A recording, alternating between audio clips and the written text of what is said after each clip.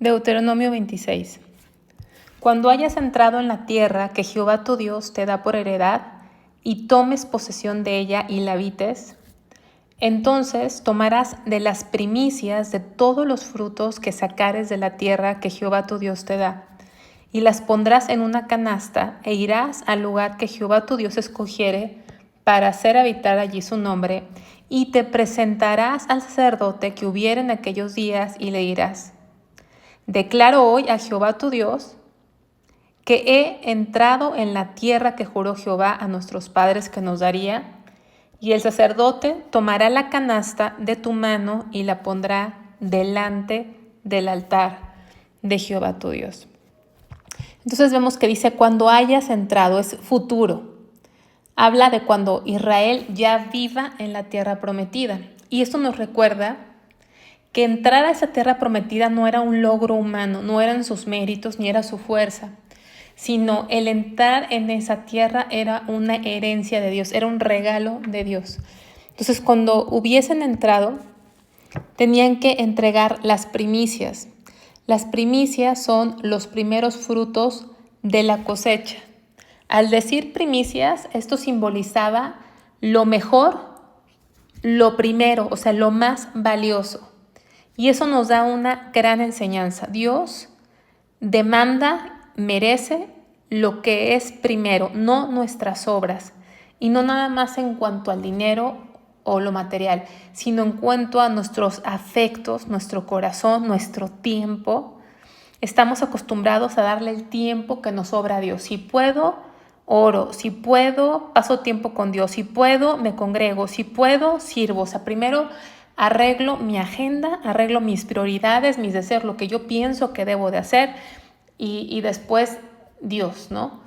No le agrada a Dios. Lo primero, lo mejor, lo más valioso de todas las áreas de nuestra vida debe ser para Dios. Y entonces tenían que traer esas primicias, esos primeros frutos de su cosecha. Y eso también era una forma de reconocer a Dios, reconocerlo como el dador, el proveedor de todo aquello que constituye el sustento para nuestra vida natural. Vamos a ver, por ejemplo, Santiago 1:17.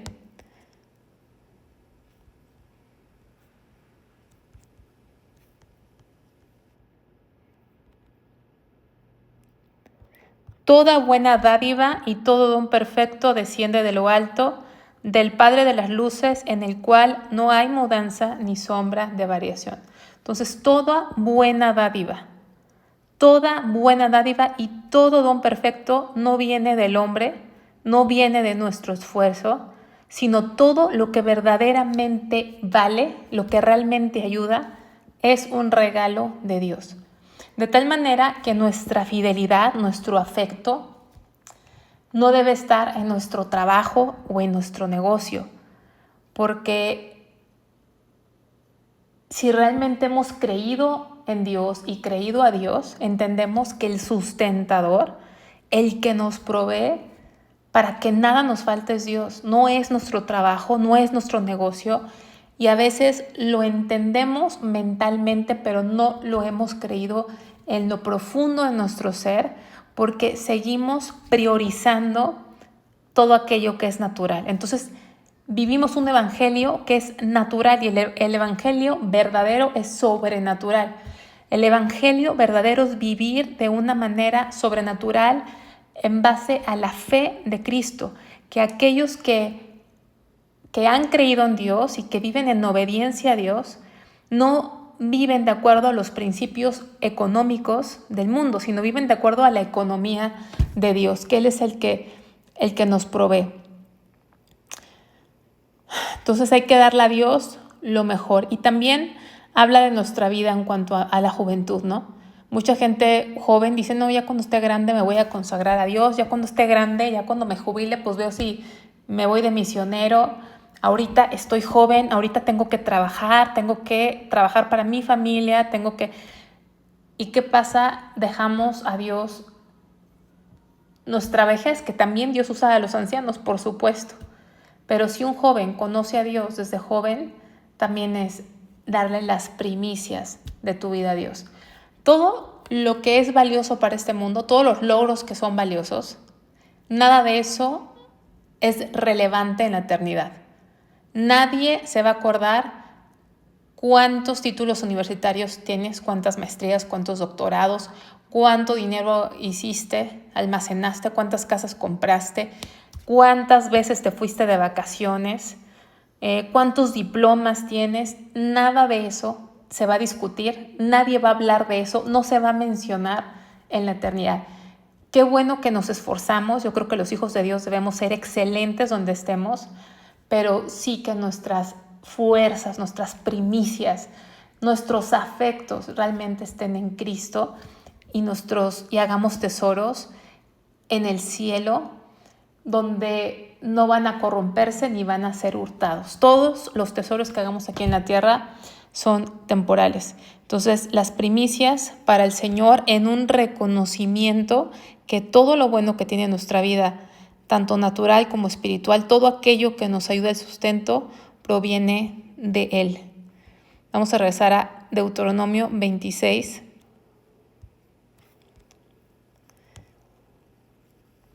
Entonces se llevaba esto al sacerdote, al lugar donde Dios, al santuario, asumiendo ya en un futuro que iban a tener un lugar para el santuario, y se le daba al sacerdote y él tomaba esta canasta y la pondría delante de Dios. O sea, esta canasta se le daba al sacerdote, pero era para Dios, pero ya hemos visto que Dios había puesto reglas donde los sacerdotes recibían las primicias, los votos, las ofrendas o porciones de las ofrendas para su sostenimiento. ¿Por qué? Porque servían del altar. Versículo 5. Entonces hablarás y dirás delante de Jehová tu Dios: un arameo a punto de perecer fue mi padre, el cual descendió a Egipto y habitó allí con pocos hombres, y allí creció y llegó a ser una nación grande, fuerte y numerosa. Este arameo es Jacob, ¿sí? Jacob, el hijo de Isaac. Jacob era el mellizo de Esaú. Recordemos que de Esaú vienen todos los edomitas. Y aquí Jacob, en unas versiones, como Reina Valera, se le llama arameo, en otras versiones se le llama sirio, porque vivió como 20 años en Padam Aram, que es una parte de la actual Siria.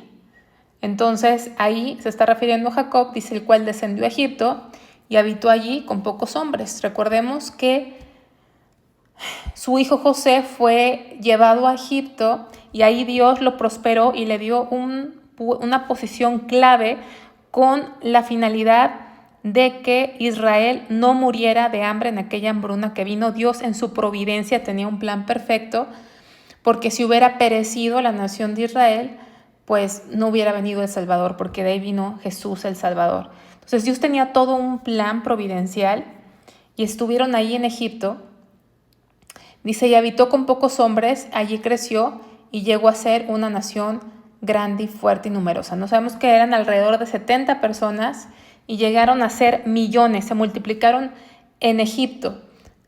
Y dice versículo 6, y los egipcios nos maltrataron y nos afligieron y pusieron sobre nosotros dura servidumbre. Y clamamos a Jehová, el Dios de nuestros padres, y Jehová oyó nuestra voz y vio nuestra aflicción, nuestro trabajo y nuestra opresión.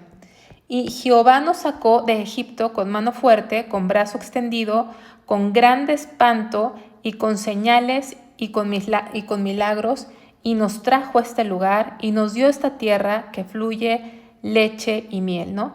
Tenían que, cuando entraran a la tierra y trajeran las primicias, tenían que decir esto.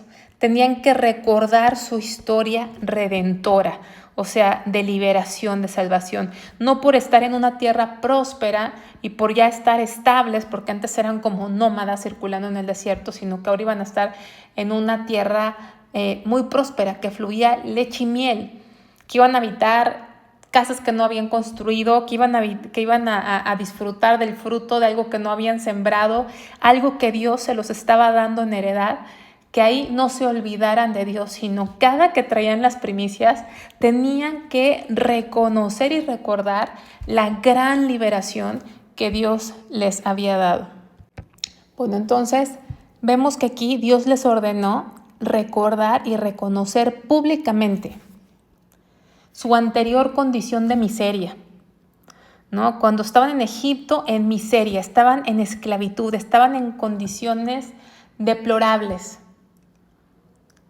¿Para qué tenían que recordar eso? ¿Por qué Dios les hacía recordar eso cuando llevaban las primicias? Porque ahora, repito, iban a estar en una tierra bendecida y próspera.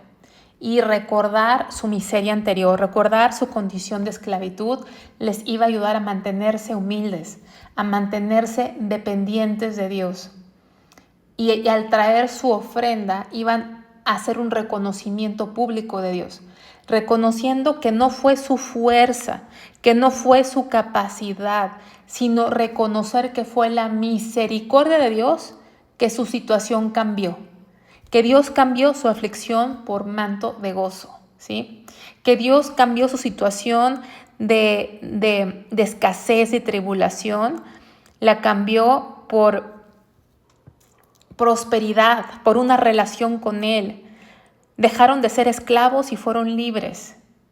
¿Por qué? Porque Dios tuvo misericordia de ellos. Entonces,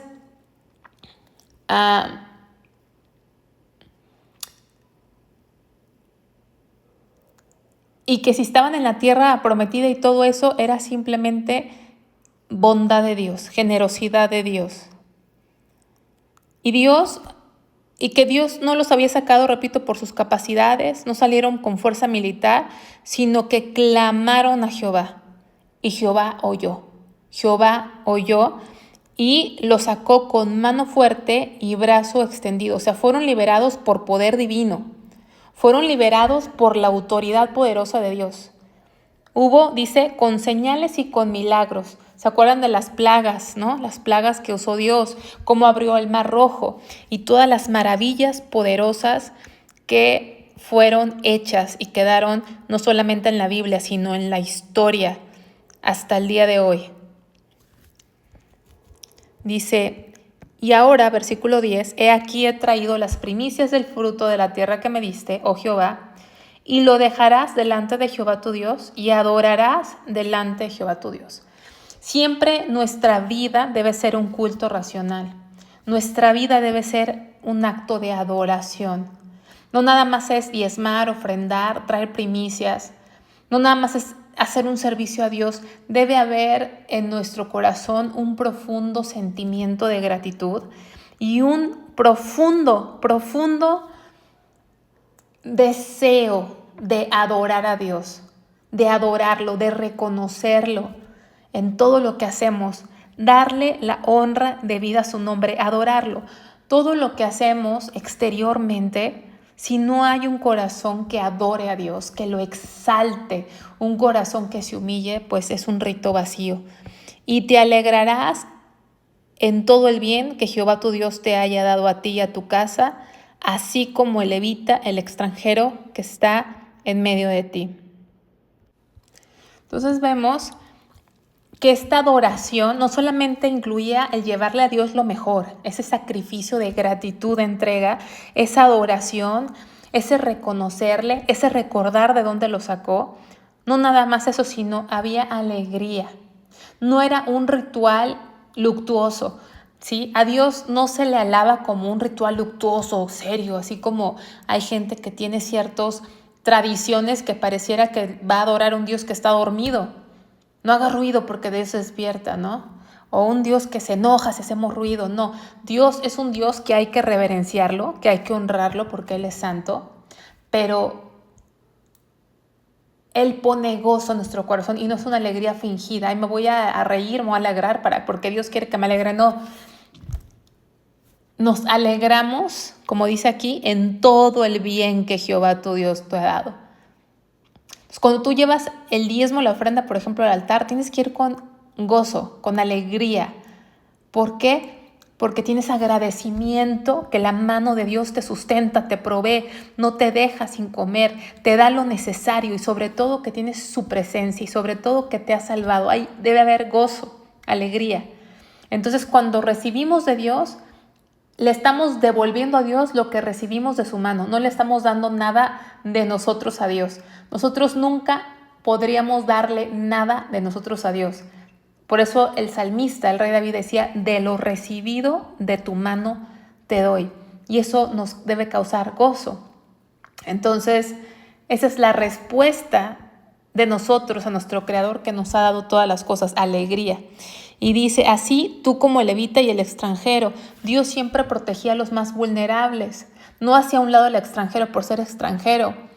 Muchos extranjeros creían en el Dios verdadero, ponían su fe en el Dios verdadero. Entonces, cuando realmente hay un gozo de gratitud, cuando realmente estamos agradecidos por lo que Dios nos da, cuando realmente reconocemos que no ha sido nuestra inteligencia ni nuestro esfuerzo, sino ha sido la gracia de Dios, esa gratitud gozosa debería llevar a Israel a ser generosos con los demás, generosos, a dar a los demás, a los que servían como el levita, a los extranjeros. Debían compartir las bondades de Dios con todos aquellos que eran vulnerables. ¿Por qué? Porque el levita no tiene herencia, entonces debía regocijarse con ellos. El extranjero no vive en su tierra, entonces que él pudiera sentir, el extranjero se pudiera sentir en familia. Así dice la Biblia, que Dios hace habitar en familia al desamparado. Vemos que era una celebración en familia, como pueblo, no individualista, sino como pueblo, con alegría. Versículo 12. Cuando acabes de diezmar todo el diezmo de tus frutos en el año tercero, el año del diezmo, darás también al levita y al extranjero y al huérfano y a la viuda, y comerán en tus aldeas y se saciarán. Dice: cuando acabes de diezmar todo el diezmo de tus frutos en el tercer año. Cada año había un diezmo especial. De hecho, hemos visto que había muchos diezmos, muchas ofrendas, muchas primicias, muchos votos. Y adicional, cuando era el año tercero, recordamos que había el año sabático, el año séptimo, pero el año tercero y sexto, cada año se reunía ese diezmo para los levitas, para su sustento, para su administración. Pero el año tercero, o sea, el tercero y el sexto, ese año el pueblo retenía el diezmo. Retenía el diezmo para dárselo no solamente al levita, sino al extranjero, al huérfano y a la viuda. Dice: comerán en tus aldeas y se saciarán. Ese diezmo de cada tercer año era un diezmo totalmente, digamos, comunitario, donde se le entregaba a los grupos más vulnerables, el levita, el extranjero, el huérfano y la viuda, o sea, a los desprotegidos, digamos, de esa sociedad. Ellos comerían dentro de sus ciudades hasta saciarse. Dios no quería que nadie pasase hambre en Israel. Ser generosos, Dios quería un pueblo generoso, eso garantizaba la provisión de Dios. Y hasta hoy vemos que los judíos que practican esto son ricos, no dejan solo al desamparado, le dan a los pobres, comparten con los demás, porque refleja el carácter de Dios. O sea, la ley nos habla de quién es Dios. Las leyes nos hablan de qué tipo de gobernantes tenemos. Si tenemos leyes donde hay impunidad, vemos qué tipo de gobernantes tenemos. Hay leyes donde hay injusticia, hay severidad contra el pueblo, pues vemos que es un rey tirano.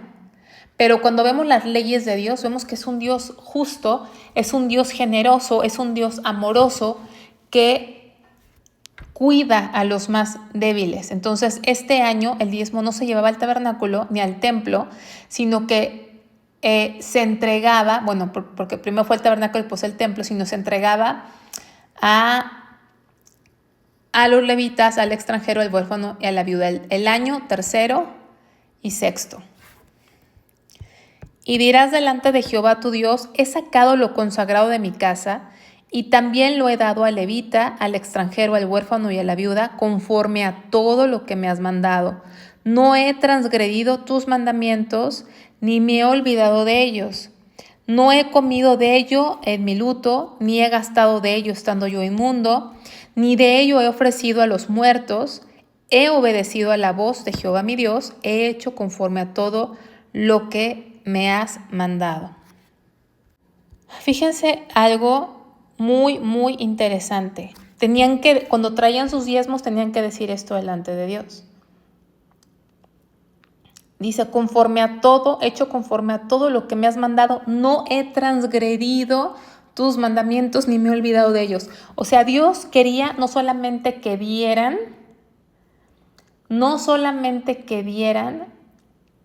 sino que toda su vida tenía que estar en obediencia a Dios. No era solamente cumplir con dar. No solamente cumplían, ya cumplí, ya di el diezmo. No.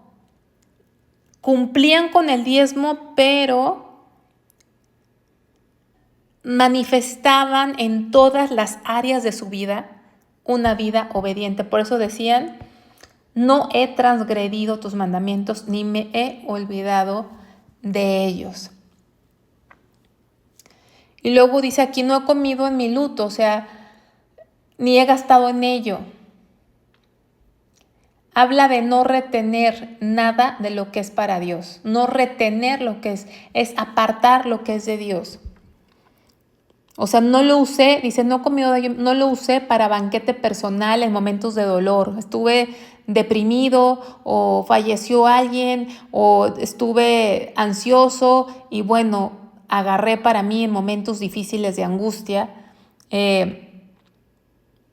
No tomé nada lo que es tuyo. No me excusé en mis tribulaciones, no me excusé en mi situación. Mucha gente dice, híjole, no le estoy ofrendando a Dios porque he andado bien mal, con muchos problemas, con muchas dificultades, he estado tan deprimido y tan problemático y tan angustiado que no he dado. No, ni en mi luto, o sea, ni en mi mayor aflicción retuve algo que es tuyo.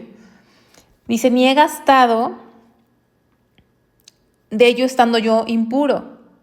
O sea, no utilicé lo que es tuyo de manera inadecuada o en desobediencia. Luego sigue diciendo, ni de ello he ofrecido a los muertos. No lo he ofrecido a los muertos. O sea, no desvié el dinero en prácticas paganas o supersticiosas. ¿Por qué? Porque lo que Dios se lo da debe ser santo, debe ser puro y debe ser utilizado solamente para su propósito. Si muchos usaban, hacían sacrificios por tradiciones paganas, ¿no? Por ejemplo, poner comida en una tumba con un cadáver era una práctica común en Egipto y Canaán. Algo que los israelitas no debían imitar. Hoy existe, por ejemplo, en México, no sé en qué otros países, el Día de Muertos, donde la gente pone altares y lleva comida y se la dan ofrenda a los muertos. Eso está prohibido, aquí lo estamos viendo. No he ofrecido a los muertos. Deuteronomio 26:14, no le he ofrecido a los muertos. Eso es pagano. No he ofrecido a los muertos. Lo que tú me das no lo he ofrecido en tradiciones paganas. Mucha gente sigue gastando el dinero en tradiciones paganas que no le agradan a Dios. Y luego dice, he obedecido a la voz de mi Dios, he hecho conforme a todo lo que me has mandado. O sea, una integridad. Entonces, ¿qué estamos aprendiendo? No es suficiente dar, sino dar de la manera correcta. No es suficiente dar si no vivimos una vida en obediencia a Dios. No se trataba solamente de cumplir exteriormente, sino hacerlo con obediencia, con reverencia y pureza y sin retener nada de lo que es de Dios. Y seguía diciendo, mira desde tu santa morada, desde el cielo, y bendice a tu pueblo Israel y a la tierra que nos has dado, como juraste a nuestros padres, tierra que fluye leche y miel. Entonces, una hermosa oración. Mira desde tu santa morada. O sea, reconocen que Dios está sobre todo, que Él es Rey soberano, ¿sí? Es un Dios que está por encima de todo. Es un Dios inalcanzable, pero Él nos ha alcanzado Por eso desde tu morada santa, desde el cielo. O sea, eres un Dios que eres inalcanzable. ¿Quién puede llegar al cielo? Cuando estudiamos cuál es la estrella más cercana, creo que se llama Próxima Centauri, tardaríamos, creo que millones de años en llegar allá si fuéramos a una velocidad de un carro, por ejemplo. Y miles de años en llegar si vamos en una nave de la NASA. Es la estrella más próxima a la Tierra. Entonces es un Dios que humanamente está en otro plano. Sin embargo, ese Dios se hace cercano a su pueblo. Ese Dios se hace presente entre su pueblo. Ese es el Dios verdadero. Por eso la religión no funciona. La religión es el hombre intentando llegar a Dios por sus fuerzas, a su manera. Es imposible. Es tan imposible que no hemos podido llegar a muy lejos en el espacio, ¿no? Que quieren llegar a Marte, a Saturno. Bueno, eso solamente es el sistema solar. Es un sistema solar y vivimos dentro de una galaxia, la Vía Láctea. Hay millones de galaxias en el universo. Cualquier esfuerzo humano es como intentar llegar a un punto del espacio. Está imposible. Pero el Dios verdadero se ha revelado a través de su creación y Él nos ha dejado la Biblia, la palabra de Dios. Nadie ha podido destruir la Biblia.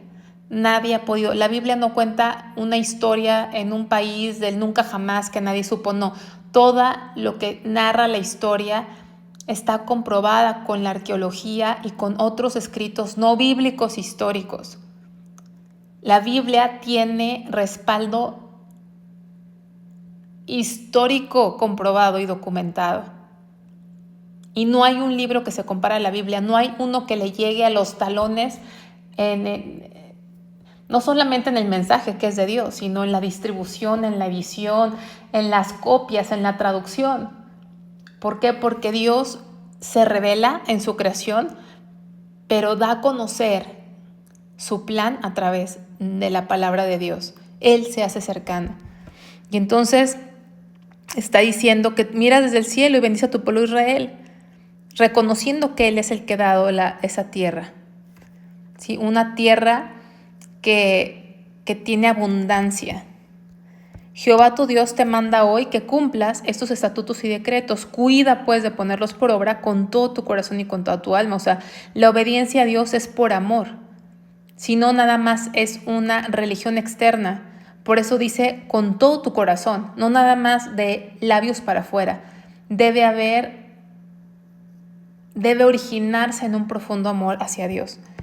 Has declarado solemnemente hoy que Jehová es tu Dios y que andarás en sus caminos y guardarás sus estatutos, sus mandamientos y sus decretos y escucharás su voz. Estamos viendo cómo el pueblo declara su lealtad, ¿sí? Lealtad a Dios. Debemos ser leales a Dios. Israel declaraba públicamente a Dios como su Señor. Así como Israel declaraba públicamente, dice, y Jehová ha declarado que hoy tú eres pueblo suyo y has declarado solemnemente hoy que Jehová es tu Dios y que andarás en sus caminos. ¿Sí? Habla de lealtad y era una declaración pública de quién es su Dios. Era una confesión de fe. Así nosotros también debemos confesar con claridad, con certeza, quién es nuestro Señor. ¿Qué significa quién es nuestro Señor? ¿Quién es el que gobierna nuestra vida? No basta con creer en Dios. Hay que caminar en sus caminos, hay que obedecer su palabra. Aquí lo estamos viendo. Has declarado solemnemente hoy que Jehová es tu Dios. Puedes declarar y es necesario que declares y confieses quién es tu Dios. Pero no solamente ahí, sino que tienes que andar en sus caminos, guardar sus estatutos y mandamientos y decretos y escuchar su voz. Entonces debe haber una proclamación de fe, de obediencia a Dios en nuestra vida. Y Jehová ha declarado hoy que tú eres pueblo suyo, de su exclusiva posesión, como te lo ha prometido, para que guardes todos sus mandamientos. Vemos que así como Israel confesó, Dios confirma ese pacto. esa relación de pacto. ¿Sí? Ellos declaran su lealtad a Dios, lo acabamos de leer, y Dios declara su elección soberana. Tú eres pueblo suyo. O sea, elección soberana. Dios eligió a esa nación de Israel. Dios la eligió. ¿Por qué la eligió? Porque Él quiso, porque Él es soberano. Él eligió a esta nación de Israel y Dios está confirmando su pacto, que eran de su exclusiva posesión, o sea, no se pertenecían a ellos mismos, eran propiedad especial de Dios. ¿Con qué propósito? Para que guardaran todos sus mandamientos, a fin de exaltarte sobre todas las naciones que hizo, para loor y fama y gloria, y para que seas un pueblo santo a Jehová tu Dios, como Él ha dicho. Entonces estamos viendo que Dios iba a darle a Israel un lugar especial, no porque fueran mejor que las demás naciones, sino porque Dios los eligió para mostrar su gloria, para mostrar su plan de salvación.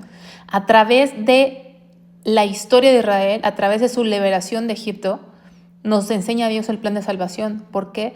Porque esa liberación de Egipto nos habla de nuestra propia liberación espiritual, que estábamos en el mundo, que estábamos esclavizados en el pecado, pero Él con mano fuerte nos libera. Entonces, por eso Dios le exaltó, para que a través de esa nación conociéramos el plan de Dios para nuestra propia vida y para el mundo.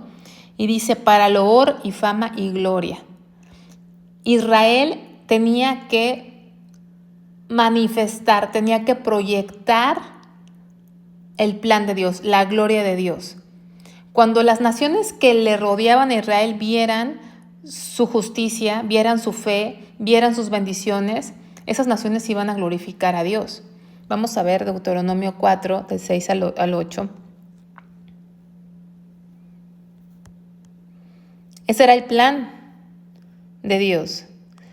Dice, guardarlos pues y ponerlos por obra, porque esta es vuestra sabiduría y vuestra inteligencia ante los ojos de los pueblos, los cuales oirán todos estos estatutos y dirán, ciertamente pueblo sabio y entendido, nación grande es esta. Porque ¿qué nación tan grande hay que tenga dioses tan cercanos a ellos como lo está Jehová nuestro Dios en todo lo que le pedimos? ¿Y qué nación tan grande hay que tenga estatutos y juicios justos como es toda esta ley que yo pongo hoy delante de vosotros? ¿A qué nación tiene esta ley? ¿Qué nación tiene esta ley? O sea, hemos leído leyes justas que se preocupan por el más vulnerable, que se preocupan por el desamparado, leyes que obran justicia, que protegen a los vulnerables, leyes que hasta previenen que alguien pueda morirse en tu casa. Si tú no ponías las medidas, condiciones de seguridad y moría alguien en tu casa, eres responsable.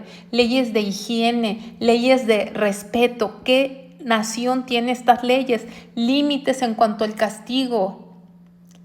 Repito, las leyes más justas, las leyes más sabias, las leyes más equitativas del occidente, de las democracias, se tomaron. La raíz de esas leyes no es el derecho romano, es esta ley. Por eso dice, ¿qué nación tan grande hay que tengamos estatutos y juicios justos? Porque eso nos habla de la clase de Dios que tenemos. Entonces, la gente al ver estas leyes, al ver cómo vivían en manera justa, iban a reconocer a Dios, iban a glorificar a Dios. Ese era el objetivo. Y bueno, ahí terminamos con Deuteronomio 26.